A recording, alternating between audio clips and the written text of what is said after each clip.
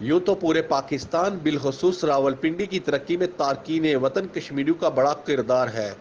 ان لوگوں نے یورپ اور دیگر ممالک میں بڑی محنت کر کے قیمتی زر مبادلہ وطن عزیز کو بھیجا اور راولپنڈی، اسلام آباد کی ہاؤسنگ سوسائٹیوں اور کمرشل ایریا میں سرمایہ کاری کی، مگر شہر میں بڑھتی ہوئی وارداتوں، اسٹریٹ کرائم نے عوام کو تشویش اور خوف میں مبتلا کر دیا ہے۔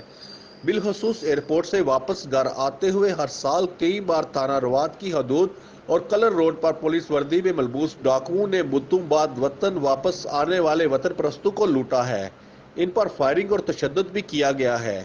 اس حوالے سے آواز اٹھانے، راولپنڈی رنگ روڈ پر درجنوں کالم لکھنے، مافیا اور قبضہ گروپوں کو ایکسپوز کرنے پر معروف قلمکار شہزاد ملک کو بھی پولیس گردی کا سامنا کرنا پڑا۔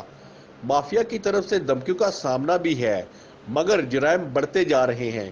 ڈرگ مافیا، لینڈ مافیا اور قبضہ گروپ بے لگام ہیں اور پولیس کا کردار محض تماشائی کا ہے۔